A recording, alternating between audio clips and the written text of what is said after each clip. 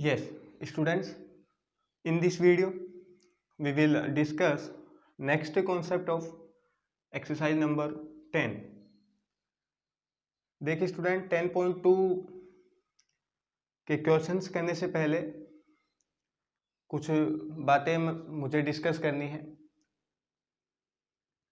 देखिए किसी ट्रायंगल में 4 ज्योमेट्रिकल पॉइंट होते हैं, वो मैं यहाँ आपको बताऊंगा। और सबसे पहला इसमें आता है आपके पास circum centre.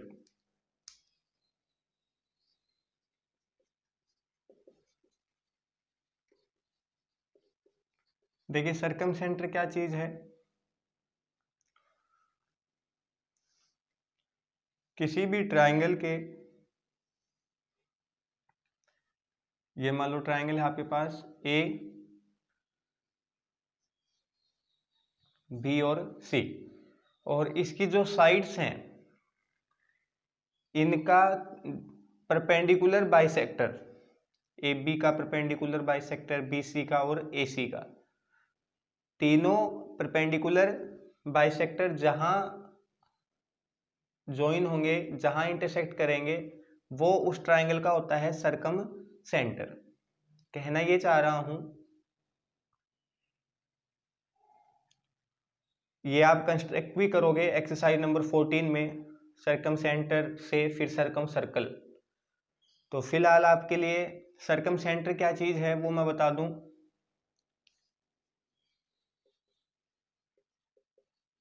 Intersecting point of all 3, या फिर ऐसे लिख लो, intersecting point of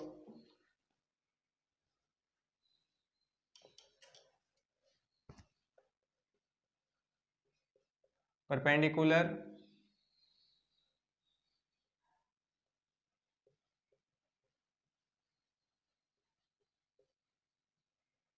intersecting point of perpendicular bisectors of all 3 sides। तो तीनों साइड्स के परपेंडिकुलर बाइसेक्टर जहां इंटरसेक्ट करते हैं वहां जो पॉइंट होता है उसे हम कहेंगे सर्कम सेंटर। अब इसमें यहां पर एक चीज मेरे को बतानी होती है, सर्कम सेंटर से बनता है सर्कम सर्कल। ये इसमें थोड़ा और अच्छे से बना देता हूं मैं।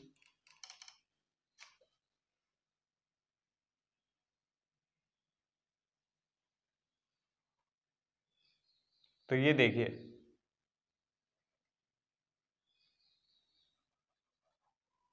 ये बी और ये सी। अब यहां देखिए, ये जैसे ओ है आपके पास, ओ ए, ओ बी और ओ सी, ये तीनों देखो इक्वल होंगे, क्योंकि ये ओ ए बी इस सर्कम सर्कल बोल देते हैं। अब इसको ये ध्यान देना, इस पॉइंट को तो बोलते हैं क्या चीज, अपने पास ये होता है सर्कम सेंटर, और सर्कल को बोल देते हैं सर्कम सर्कल। समझ गया ना। ये जो है इसको बोलते हैं क्या, सर्कम सर्कल, और ये जो पॉइंट है इसको बोलते हैं सर्कम सेंटर। अब देखिए, ये रेडियस, ये भी रेडियस, ये भी रेडियस। तो इसी में एक पॉइंट और होता है कि जो सर्कम सेंटर है वो एक्चुअल में लोकस होता है। ये बहुत अच्छा पॉइंट है, locus of A point, locus of a point equidistant from all 3 vertex of a triangle। ये एक पॉइंट अच्छा है इसमें। अब एक बार सर्कम सेंटर को आप अच्छे से देखें, ये सर्कम सेंटर है और ये इंटरसेक्शन पॉइंट होता है किसका, perpendicular bisector. Of all three sides of A triangle. Triangle के तीनों साइड्स के जब परपेंडिकुलर बाइसेक्टर आप ड्रॉ करते हैं तो वो जहां इंटरसेक्ट होते हैं तीनों, उसे ही क्या कहते हैं, सर्कम सेंटर। और उस सेंटर को लेकर अगर आप वर्टेक्स तक ओपन करें अपने पेंसिल को, चाहे ए तक, बी तक और सी तक, और एक सर्कल घुमा देंगे, उसे कहेंगे सर्कम सर्कल। और ये जो सर्कम सेंटर है, ये देखो वर्टेक्स ए, बी और सी तीनों से इक्वी डिस्टेंट है ना, देखो ये भी डिस्टेंस आर है, ये भी आर है और ये भी आर है। तो ये क्या है, सर्कम सेंटर क्या चीज है, locus of A point equi distant from all three vertex पे ध्यान देना आपको, ऑफ ए ट्राइंगल। तो ये नोट करेंगे। फिर इसमें नेक्स्ट चीज देखिए, फिर आता है इन centre.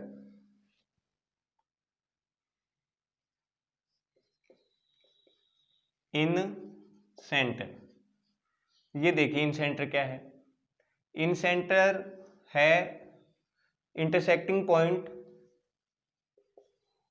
Intersecting point of angle bisector. ध्यान देना, पीछे वाले में था परपेंडिकुलर बाइसेक्टर, अब है angle bisector of all three angles. समझ गए ना, पिछली बार था थ्री साइड्स का परपेंडिकुलर बाइसेक्टर, अब है थ्री एंगल्स का angle bisector of all three angles का, मतलब उनका एंगल बाइसेक्टर का इंटरसेक्टिंग पॉइंट। और ये लोकस भी है, इन सेंटर क्या है, लोकस ऑफ ए पॉइंट, ये पूछा जाता है भाई, equi distant from all three sides of A triangle. ये भी देखो, पहली चीज तो इन सेंटर कैसे बनता है, ये कंस्ट्रक्शन में भी आप सीखेंगे। जब आप किसी ट्राइंगल के जो एंगल्स हैं उनका एंगल बाइसेक्टर ड्रॉ करते हो, वो जहां इंटरसेक्ट करेंगे उसे बोलते हैं इन सेंटर। और इन सेंटर है वो एक्चुअल में इक्वी डिस्टेंट होता है किससे, ऑल थ्री साइड से। यहाँ साइड पे ध्यान देना, पिछले में मैंने वर्टेक्स बताया था, इसमें all three sides of A triangle. देखो एक्चुअल में क्या पोजीशन होती है इसमें,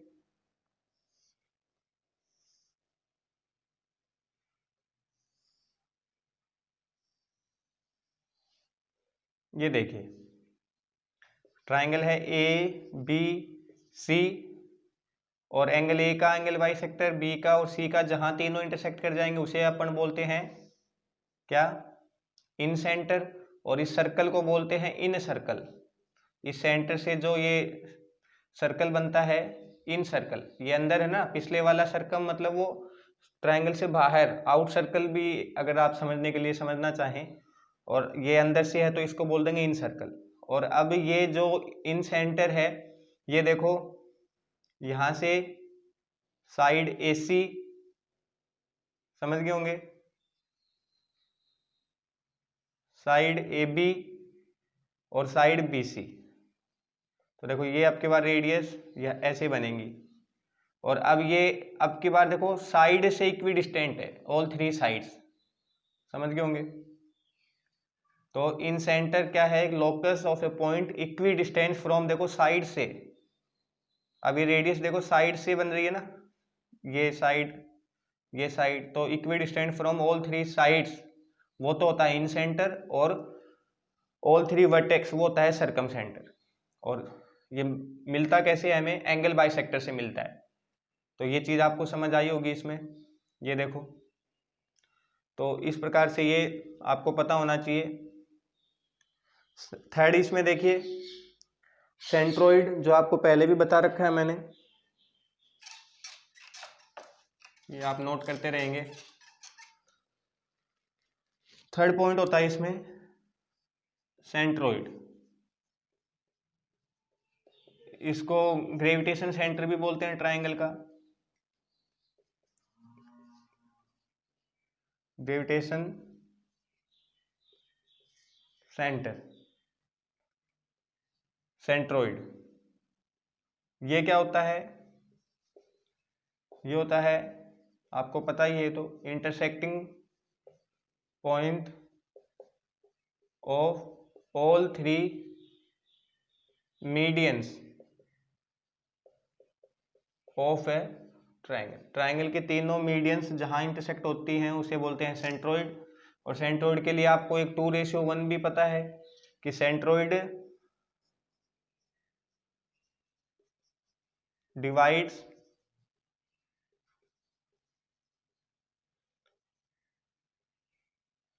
एवरी मीडियन या ईच मीडियन इन 2:1। ये बात भी आप जानते हैं, बताई हुई है। सेंट्रोइड डिवाइड्स ईच मीडियन या एवरी मीडियन इन 2:1। समझ गए होंगे ये चीज। और सेंट्रोइड जो है वो 3 मीडियंस, तीनों मीडियन जहां इंटरसेक्ट होंगे उसे कहते हैं सेंट्रोइड। और हर एक मीडियन को 2:1 में, आपको पता है वर्टेक्स वाला 2 होता है और साइड वाला 1 होता है, तो ये चीज आपको पता है। फिर एक इसमें होता है ortho centre. Ortho centre, ortho centre होता है intersecting point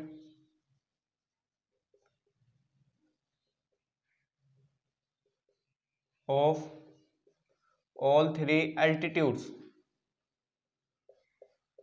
all three altitudes, तो ये पॉइंट आपको पता होगा यहाँ, ortho centre intersecting point of all three altitudes.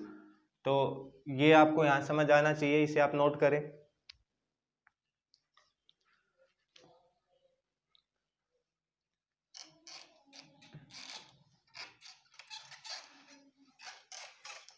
अब 10.2 में क्वेश्चन 1 तो आप कर ही लेंगे, खुद से करेंगे, और जो भी क्वेश्चन आपको आए वो सोल्व करें, और जो मुझे बताने होंगे वो नेक्स्ट वीडियो में मैं बताऊंगा।